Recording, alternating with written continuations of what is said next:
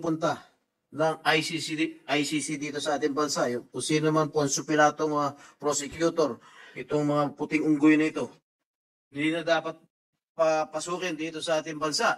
Because that is correct exercise. Isa pong malaking insulto ito sa atin kapag meron pong dumating ditong banyaga at utusan po tayo. At sila mismo ang magkukulong sa ating Pangulo. Mahal kong Ginoong Pangulo, tapos na po ang panahon ni Saka. Gusto ko lang po ang aking pagkilala sa kagitingan, katapangan at kadakilaan ng ating dalawang kasamahan dito sa Senado na si Senator Robin Hood Padilla at Senator Jinggoy Estrada sa kanilang pagpupursige na maprotektahan ang ating soberenya bilang isang bansa.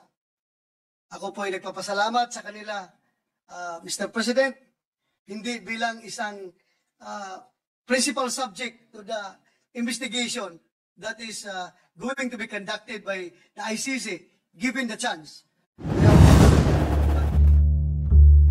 Naman natin ng bala si Secretary Boying Remulla na nagbagi na ng tono. Dati papaaresto niya ang mga ICC investigators kung papasok sila sa bansa dahil yan ay usurpation of authority. Tanging mga piskal lang ng Pilipino ang pupwede man imbestiga sa mga kasong nangyari dito sa Philippines. Dahil nga po hindi na miyembro ng ICC at meron pong desisyon diyan ang ICC. Ayon sa ICC, may karapatan ang kahit anong estado na bumitaw sa ICC pero hindi biglaan. Magiging epektibo lang ang pag-alis sa ICC matapos ang isang taon dun sa pag-deposit ng Instrument of Ratification. Why will we work with the ICC now that we are no longer members of the ICC? Diba? Yun tanong eh. So are we going to be members again of the ICC first? So for this thing to happen? Yun tanong. Marami kasi katanungan. It actually raises more questions than answers at this point in time. It has to be, sabi ko nga, kailangan pag-aralan namin na masinop itong bagay na ito kasi umatas na tayo sa ICC. Malinaw na hindi tayo miyembro. Nagkalaban-laban na nga sa korte tungkol sa epekto ng ating pag-atras sa ICC. Sabi ngayon, ang sinasabi ng Kongreso, marahil dapat magtrabaho tayo with the ICC. Pero, ano yan eh, yan ang kanila sense of the House.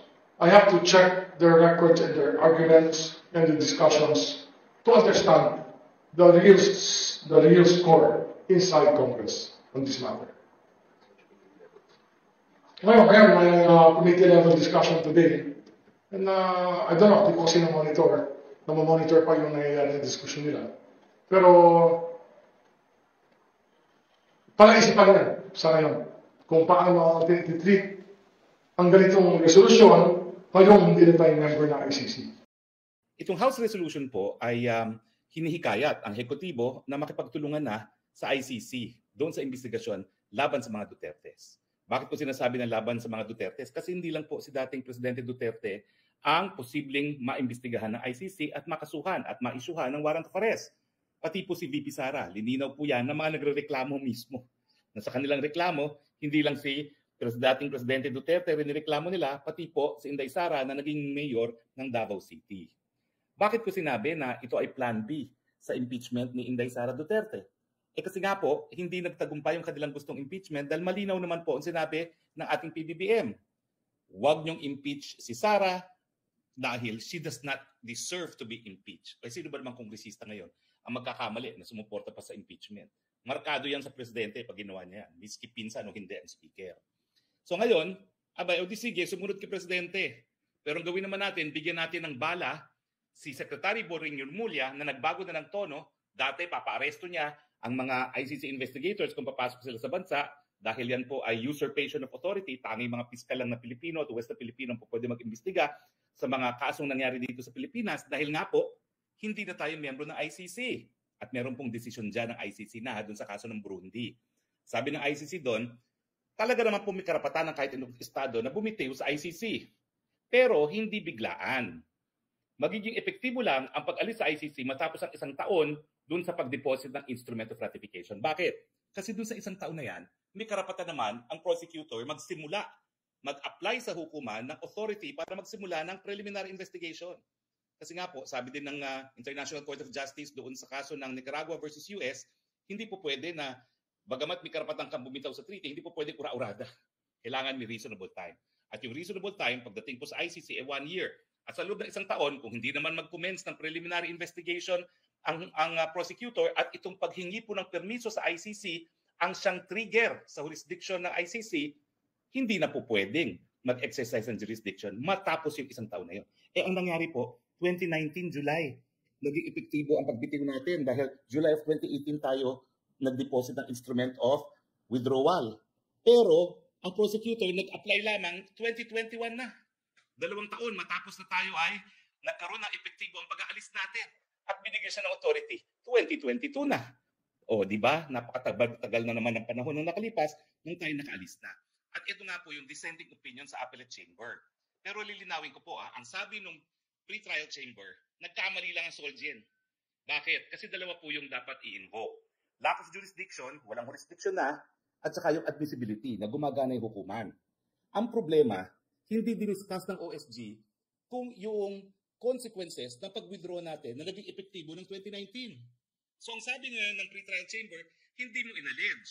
Ang in-allege mo lang kung bakit hindi dapat mag-exercise ang ICC ng jurisdiction dahil bukas ang hukuman. Pero sabi ng korte, admissibility kasi, inaamin mo na mayroong jurisdiction.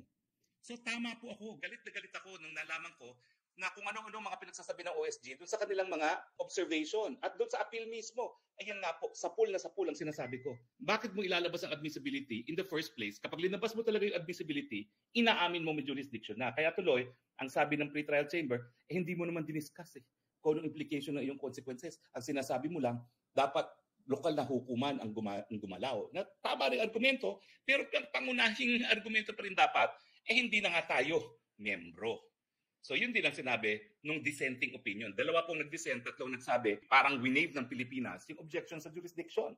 Pero malabo po talaga yung decision din ng 3 majority kasi sabi nila, it's not a decision on jurisdiction daw.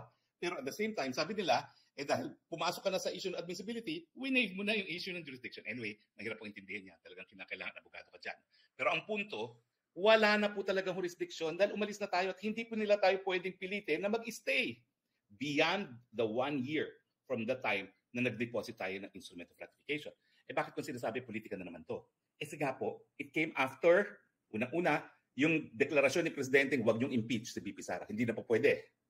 Pangalawa, ito naman kasi, I love you VP Sara, pero sometimes talaga, kinakailangan hinay-hina. Ito talaga sasabihin ko dahil ako naman patas. Yung nakita nating inisnap ni VP Sara, naku sasabihin ko siya, sana hindi niya ginawa yun. Talagang hinahangaan ko si VP Sara dahil hindi siya plastic. That is very refreshing in the field of politics. Pero at the same time, meron namang tinatawag ng civility. Huwag na tayo magpapaplastic. Let's be civil para hindi na lalong lalala yung hidwaan. Nakita mo nangyari. Matapos na inisnab niya si Speaker, ayan na, sumulong na yung mga resolution na nagsasabi na makipagtulungan. Tao rin naman kasi si Speaker. Itintingin na lang natin siya. Inisnab mo siya. So publicly, napanood ng milyon-milyones sa internet dahil kuha sa camera. Tao rin naman tayo lahat. Siyempre masasaktan tayo. Pero vindictiveness naman yan dahil siya nasaktan, biglang sasabihin niya, ituloy ang kooperasyon nang sa ganun, maimbestigahan ang mag-amang Duterte at ang konsekwensyan, pwede talaga silang ma-issuehan ng warrant of arrest. At kapag tayo ay pinapasok ang mga investigador, ibig sabihin, pag tayo ay nag-cooperate na, pag nagkaroon ng warrant of arrest, kinakailangan din tayo mag-cooperate. Kinakailangan din natin isurrender. Totoo, pag nakakulong na sila sa Hague, ako bilang their abogado at ako naman tang Pilipinong pwedeng humarap sa ICC, sasabihin ko walang jurisdiction at madi-dismiss din yan. Pero meanwhile, kulong muna sila sa Hague. Diba? Danyos na rin yun. At saka nadagukan na yung ating soberenya na miski hindi na tayo miyembro ng ICC, mga dayuhan pa ang magbibigay katarungan di umano sa mga biktima. Na yan po talaga ay paglabag sa ating soberenya. So sinagot po ako ngayon ni Speaker. Ang sabi niya, that's not accurate. Speaker, magpakatotoo ka. Magpakatotoo tayo lahat. Naintindihan kita na naisnab ka ni VP Sara. Pero yung ganti mo naman, masyadong vindictive. Sa susunod, isnabin mo rin siya. Dapat ang ganti mo naman, proportional. Huwag mo namang paglaruan yung soberenya ng bayan. Nakakahiya. Inaamin natin sa buong daigdig kapag tayo nakipag-cooperate na wala tayong kakayahan na bigyan ng katarungan ng ating mga kababayan. Yan bang gusto mong reputasyon ng ating mga hukuman? Huwag mo namang yurakan ang soberenya ng Pilipinas dahil gusto mong gumante. Ganun lang po kasimple yan.